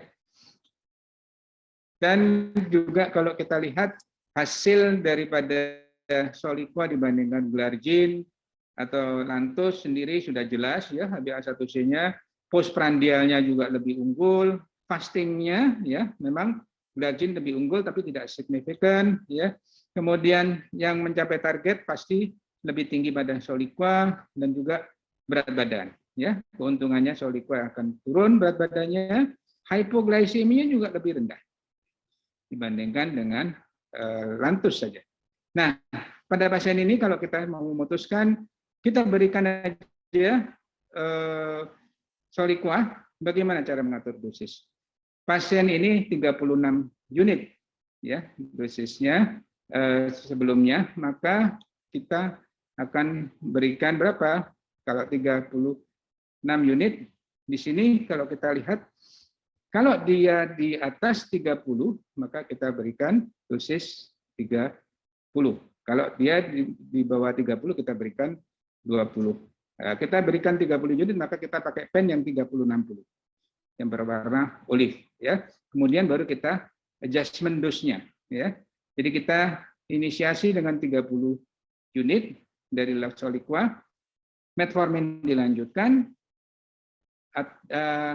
atau bisa juga diganti dengan dapagliflozin plus metformin XR, ya, untuk memperbaiki kendali gulanya. Dan kalau kita lihat setelah dilakukan adjustment dose seperti yang tadi, ya, maka pasien akhirnya terkontrol pada dosis 46. Ya, jadi ini kalau kita lihat bagaimana riwayatnya, tadinya 9,8 HbA1c, gula darah puasa 160, ini diberikan 30 unit, tidak ada efek samping mual, akhirnya dititrasi sampai dengan 42 unit, ya. Awal-awal HbA1c-nya turun 1,7% ya pada 3 bulan. Kemudian dosis tetap seperti ini, berat badannya turun, dia happy dengan 1,5 kg turunnya. Kemudian setelah 6 bulan kita lihat semakin baik, HbA1c-nya sudah mendekati target dan turun 2,7% dengan berat badan turun lagi 3 kilo. Itu kalau yang sudah pakai insulin.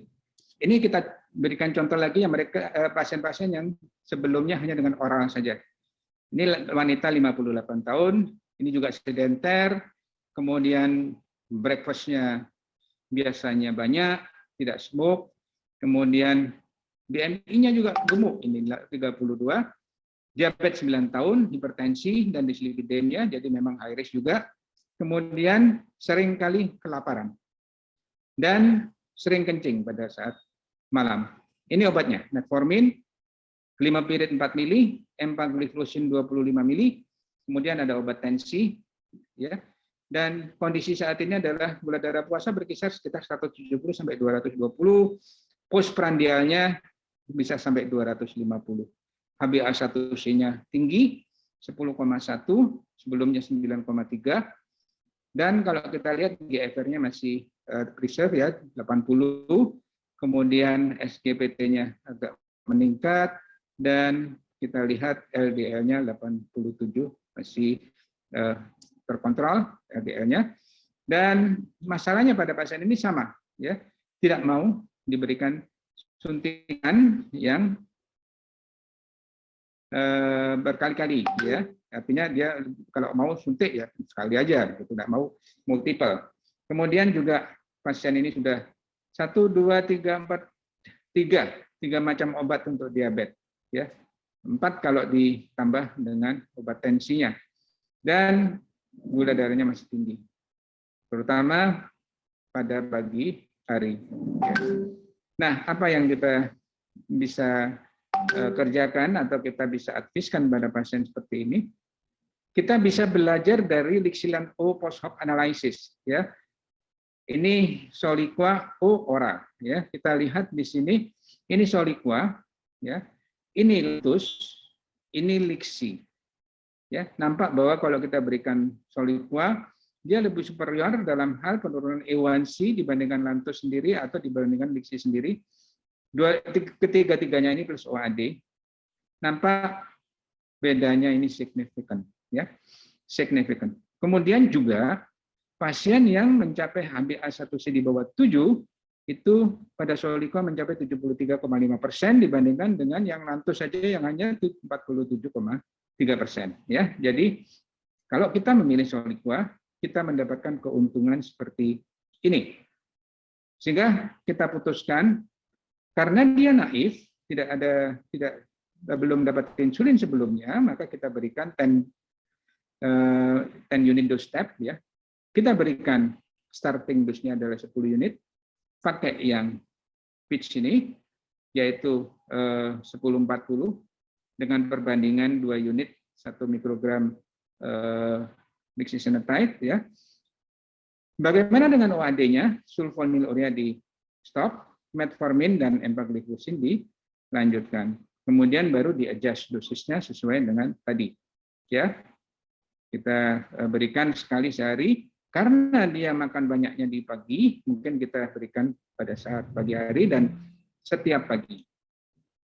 Bagaimana dengan follow up-nya? Kita lihat awal kita berikan 10 dose step, ya, metformin, empagliflozin dilanjutkan, pasien mual awal-awal, ya, tetapi kemudian lama-lama 2 minggu kemudian sudah nggak mual lagi, dan dosis kita dinaikkan pelan-pelan. Pada 3 bulan pertama didapatkan penurunan A1C 1,8, ya, dan berat badannya turun 2 kilo, ya. Gula darah puasanya on target, yang tadinya 190.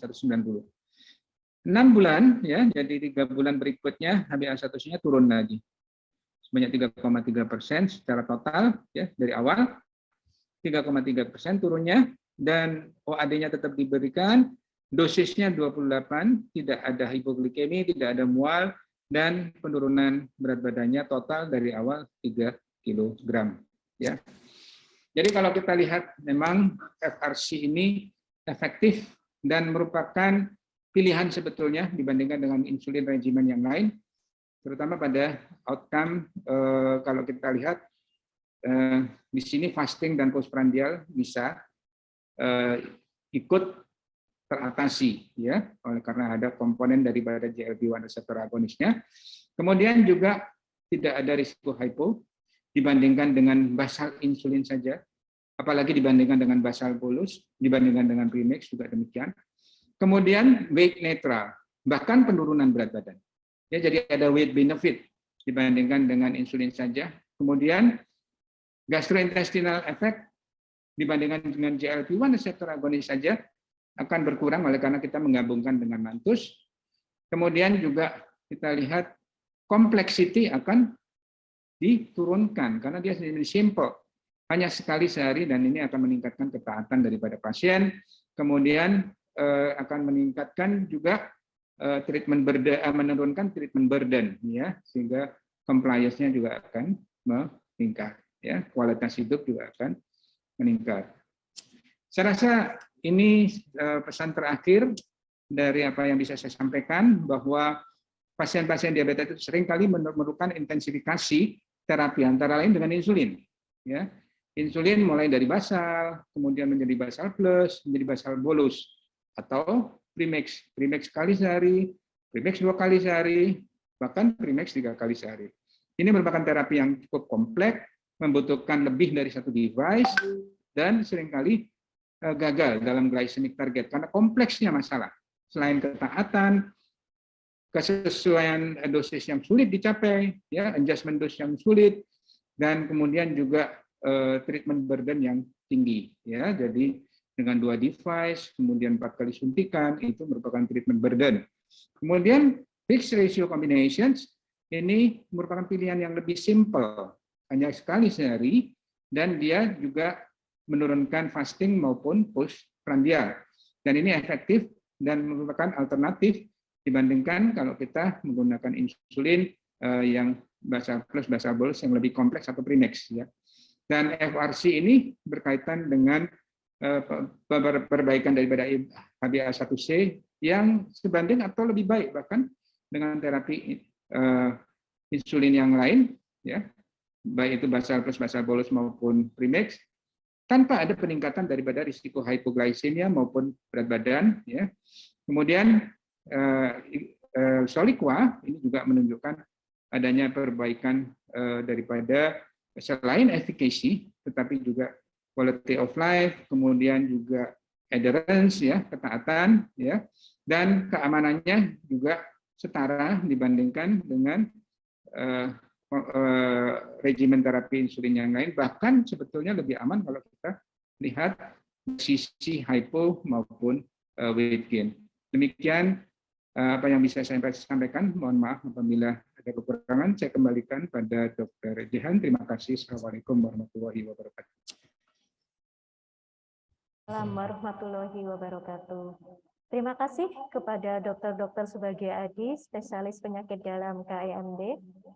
Pemaparan yang sangat detail dan terutama bagi kami rekan-rekan teman sejawat yang masih belum familiar terhadap obat Soliqua ini. Selanjutnya saya ingatkan kepada rekan-rekan yang ingin bertanya dan berdiskusi bisa menuliskan di kolom pertanyaan di bawah, dan nanti bagi 3 pertanyaan terbaik akan mendapatkan hadiah dari panitia. Selanjutnya kami akan memulai sesi diskusi. Ini akan ada beberapa pertanyaan yang bisa diajukan. Pertanyaan pertama dari Megawati dari DKI Jakarta.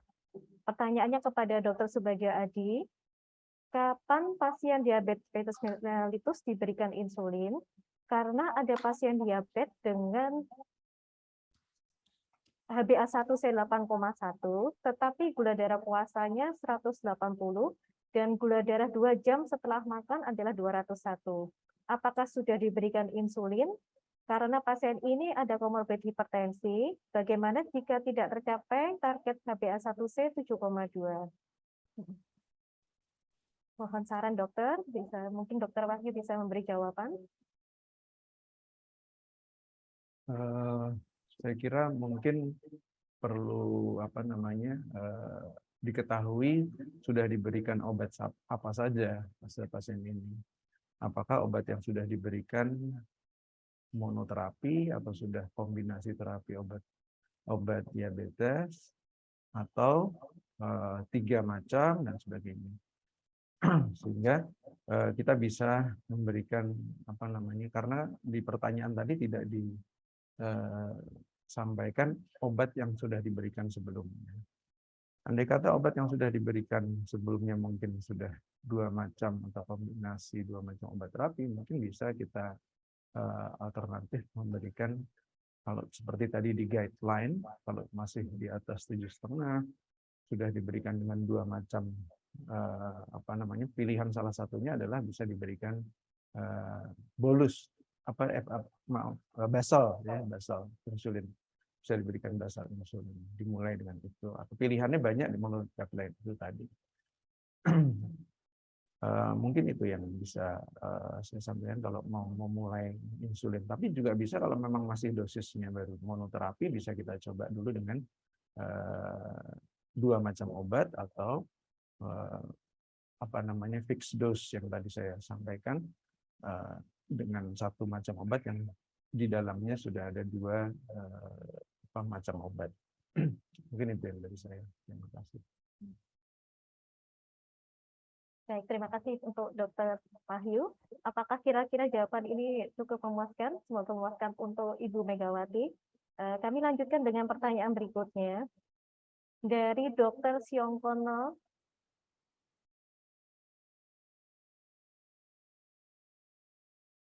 Bisa ditampilkan tuh Ya ora maksudnya pertanyaannya. di bengi kayak aku Iya, jane. dari Dr. Siong Limanto dari Klinik Ini Pratama kepada Dr. ora Subagio Pak Adi. anu Pak Rosdiaton terima Mohon kasih. izin bertanya, Masalahnya aku swingi mengapa terus. deskripsi ini tidak tepat untuk Kan jatahe dikombinasi dengan PPV4 inhibitor? Monggo Dr. Subagio Adi. Maaf tadi ada suara masuk. Bisa diulang ya? Iya, Dokter Jan. pertanyaannya, mengapa obat ini tidak tepat dikombinasi dengan golongan obat DPP4 inhibitor? Oke, jadi memang DPP4 inhibitor harus di stop pada pemberian Soliqua ini oleh karena DPP4 inhibitor itu kan sama incretin based therapy dengan GLP-1 receptor agonist ya. Jadi kalau DPP4 inhibitor sebetulnya kerjanya sama, cuman kalau GLP-1 receptor agonist itu langsung GLP-1-nya, kalau DPP4 inhibitor itu menghambat DPP4 untuk meningkatkan GLP-1. Ya, jadi sama sebetulnya. Ya, jadi oleh karena itu karena titik kerjanya sama, maka yang salah satu harus di stop. Ya, jadi DPP4-nya memang harus di stop. Kita biarkan GLP-1 receptor agonis saja yang bekerja, karena nanti tidak akan efektif DPP4 inhibitornya, karena sudah ada GLP-1 receptor agonis yang ada di situ. Demikian Dr. Jehan. Terima kasih dokter. Mungkin ada pertanyaan lagi?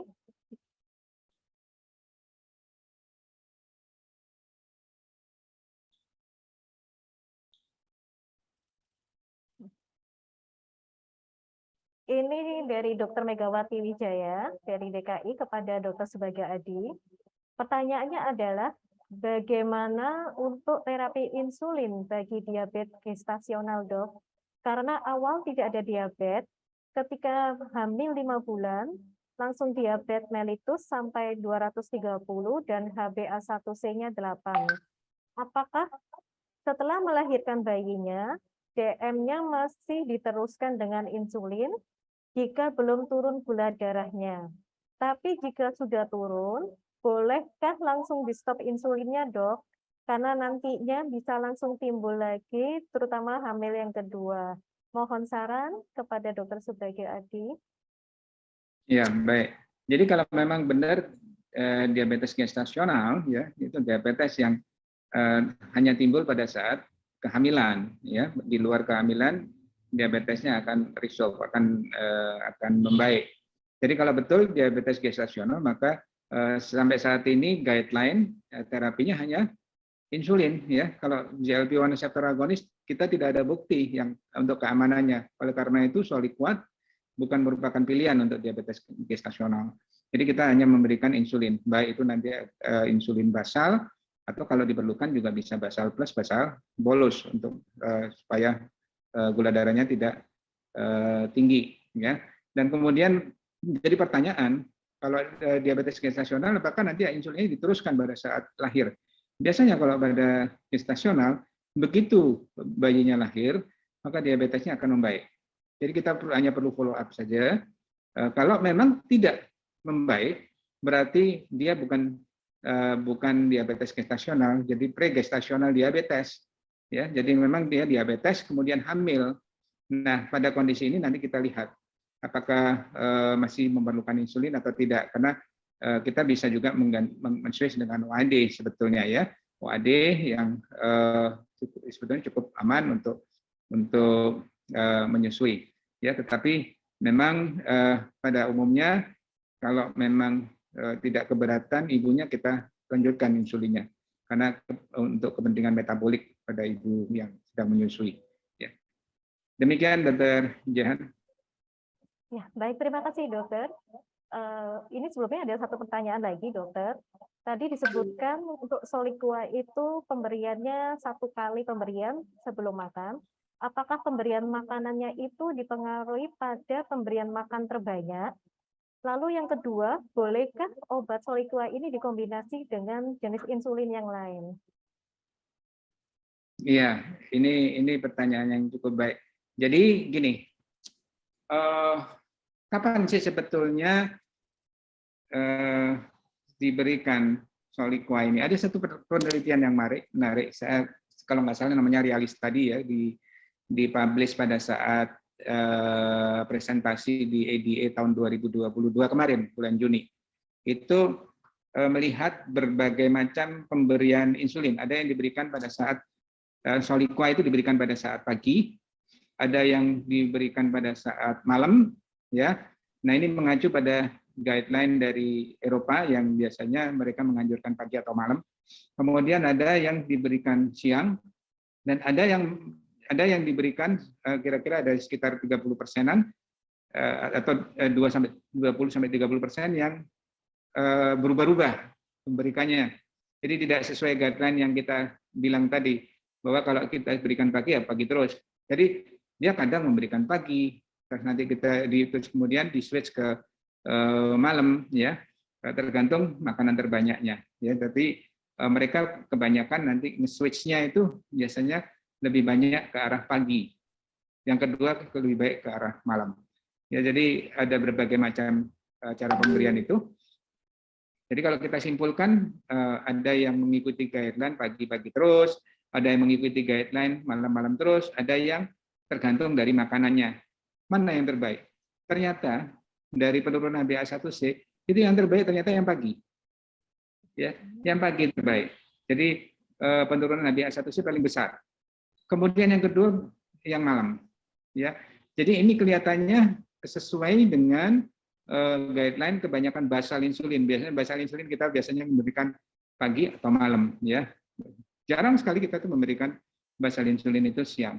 Ya, jadi kalau kita melihat di sini mungkin kita bisa ambil pelajaran bahwa ternyata walaupun mungkin populasinya beda, ya, pola makannya juga berbeda. Di sana kan Amerika, kita di sini orang Indonesia pagi banyak, siang banyak, malam juga banyak. Jadi di sana agak beda. Di sana mungkin sarapannya banyak, ya, tapi kemudian makan malamnya banyak, siang tidak makan, gitu. Nah, tapi bisa kita ambil kesimpulan mungkin kalau kita memberikan pagi, kita mungkin bisa memberikan keuntungan HbA1c-nya paling banyak turunnya, ya, di situ. Kemudian apalagi tadi Dr. Jan yang belum terjawab? Pertanyaan kedua, apakah dengan pemberian Soliqua ini boleh dikombinasi dengan insulin jenis yang lain, dokter? Ya, jadi memang kalau Soliqua itu kita adjust dosisnya kan berdasarkan fasting, ya, atau praktisnya adalah gula darah sebelum sarapan. Jadi pagi-pagi bangun itu kita lihat, nah adjustment dosisnya dari situ, ya. Kita adjust dari situ karena berarti kita mengadjust dari basalnya, bukan dari liksinya. Ya, dari lantusnya, bukan dari liksinya. Dan biasanya sih kalau saya stase baik di Australia maupun di Belanda itu mereka meriksanya memang hanya gula darah puasa sama HbA1c. Sangat jarang diperiksa 2 jam postprandial. Tapi kita kebiasaan di sini memeriksa gula darah postprandial. Nah, kalau ada ternyata gula darah puasanya sebetulnya sudah baik, on target 80 sampai 130, HbA1c-nya masih belum mencapai target. Kalau kita lihat postprandial, katakan postprandial pagi baik, oleh karena ada komponen Soliqua di pagi hari, tetapi kemudian postprandial malamnya tinggi. Nah, mungkin itu yang menyebabkan HbA1c-nya tidak tercapai targetnya. Nah, bagaimana mengatasi? Nah, kita bisa memberikan obat-obat yang menurunkan postprandial, ya, yang tidak menyebabkan mual. Yang tidak menyebabkan mual. Di PP4 jelas nggak bisa, oleh karena sama dengan GLP-1 reseptor agonis. Ya, kemudian sulfonylurea tidak dianjurkan, ya, dianjurkan. Ya, mungkin metformin, ya, metformin. Kalau metformin tidak menyebabkan mual, kita bisa berikan. Atau akarbus. Akarbus tadi tidak dianjurkan oleh karena akan meningkatkan mual. Tapi kalau misalnya kita berikan hati-hati bisa tidak dicapai atau tidak menyebabkan rasa mual, kita boleh memberikan. Nah, kalau misalnya tidak bisa, maka kita bisa memberikan prandial insulin di situ. Cuman kalau kita memberikan prandial insulin, maka tujuan utama itu kurang tercapai, gitu ya. Tapi kalau memang terpaksa, ya memang harus kita berikan, akan kita berikan. Tidak tercapainya gimana? Kita kan maunya simplifikasi, sekali sehari, one shot, ya, sekali sehari, dan yang lain di cover dengan OAD. Tapi kalau misalnya tidak bisa dan postprandialnya tinggi, kita tidak bisa memberikan akarbus, kita tidak bisa memberikan golongan metformin, maka bisa kita berikan prandial insulin. Ya, baik. Terima kasih Dokter sebagai adik. Jawabannya sangat detail. Mohon maaf, ini karena keterbatasan waktu, maka ada satu pertanyaan lagi yang akan kami tayangkan. Ini dari Dokter Mahendra, dokter dari RSUD Balikpapan. Pertanyaannya adalah, ada pasien diabetes kami dengan riwayat hiperglikemi di atas 500 dan mendapatkan insulin dalam 2 minggu terakhir. Pada awal inisiasi dosis insulin, pasien tidak mengeluh, tidak merasakan keluhan demam, maupun dengan leukosit sekitar 26.000. Setelah penggunaan 1 minggu menggunakan insulin sampai hari ini, sekitar 2 minggu menggunakan insulin, dan leukosit sudah sekitar 7.000, dan tidak ada tanda infeksi atau radang, pasien merasakan demam setiap malam hari. Diskon dalam batas normal, gula darah 107, leukosit 7.000, insulin Novorapid 3x12, Lantus 5 unit, namun demam masih berulang di malam hari. Keluhan membaik dengan mengkonsumsi NSAID. Mohon petunjuk kemungkinan pemicunya dan apakah dipengaruhi oleh dosis insulin atau kemungkinan yang lain. Terima kasih. Ya, ini dokter, pertanyaannya mungkin pengalaman pribadi dari Dokter Mahendra di Balikpapan. Apakah insulin ini mempengaruhi kondisi klinis saat ini dari pasien? Sebelumnya meskipun leukositnya tinggi, tapi pasien tidak ada keluhan demam, tapi ternyata setelah insulinnya sudah terkontrol, gulanya sudah lebih baik, leukosit turun, justru malah muncul gejala demam. Ya, ya baik. Saya coba jawab ya. Karena ini kasus yang mungkin saya juga tidak pernah mengalami seperti ini. Jadi perlu dipastikan dulu juga sebetulnya apakah benar-benar demam enggak ya. Demam tentunya dengan secara objektif diukur suhunya.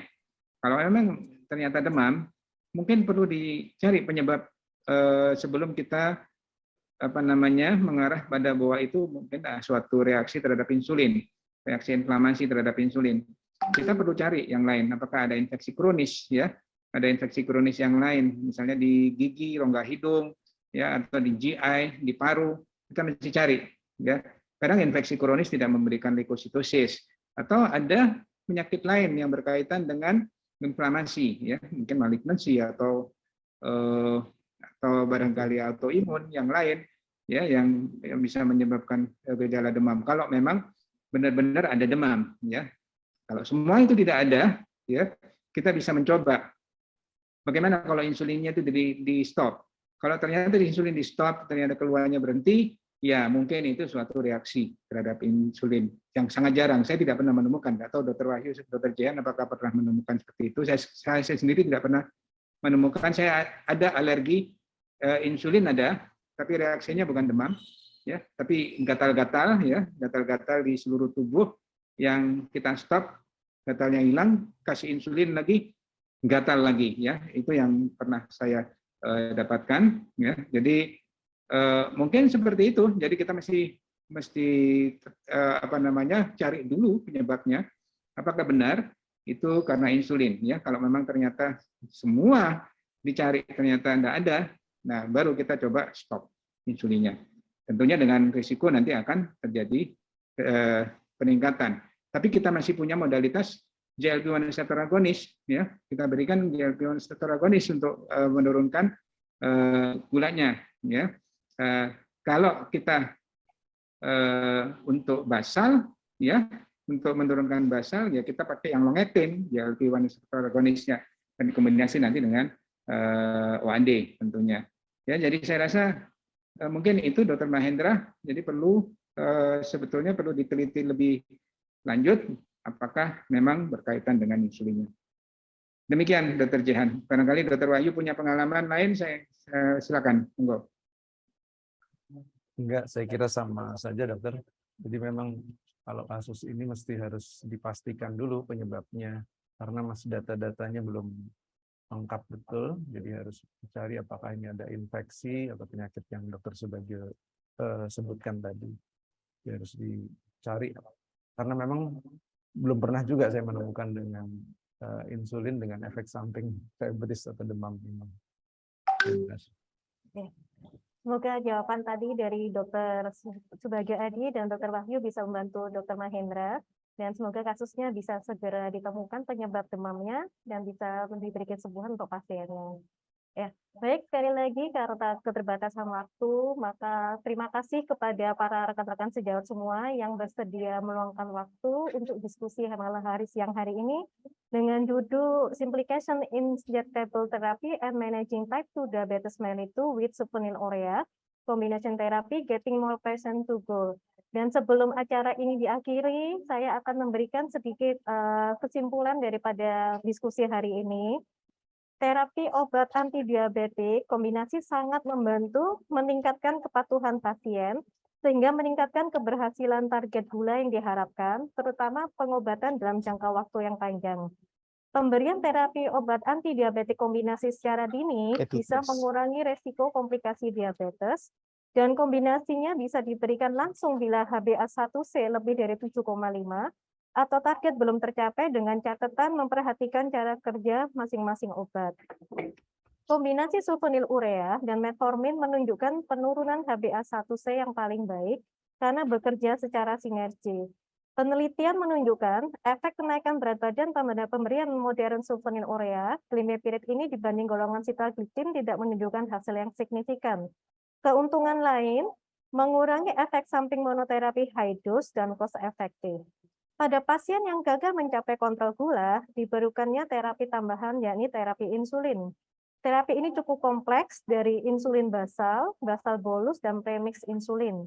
Pemberian insulin bisa dimulai langsung pada saat HbA1c lebih dari 9% atau juga diberikan pada dual atau triple terapi dengan mempertimbangkan risiko dan komplikasi terutama kardiorenal.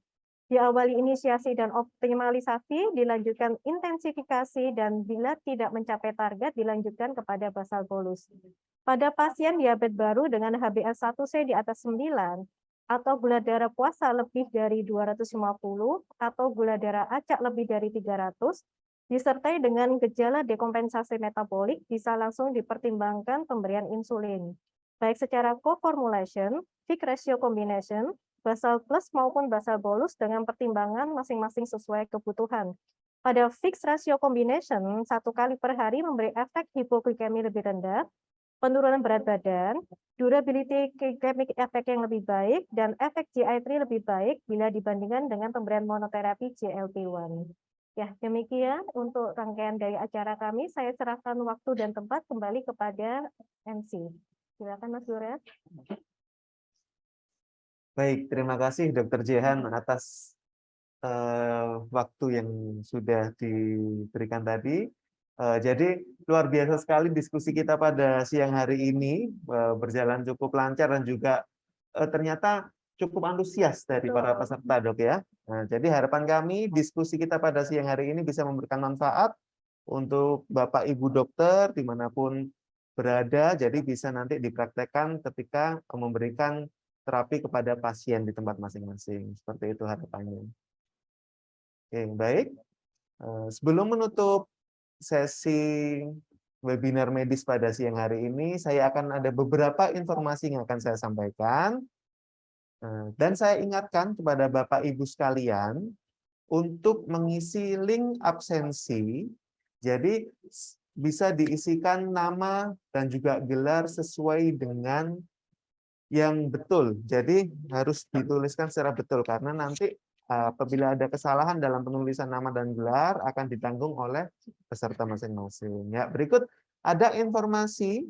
Jadi pelatihan Hiperkes bagi dokter pada periode tanggal 19 sampai 24 September 2022 dilakukan via Zoom mulai pukul 8, juga ada sertifikasi pembinaan dan sertifikasi medical check up fit to work batch ke 4. Oke.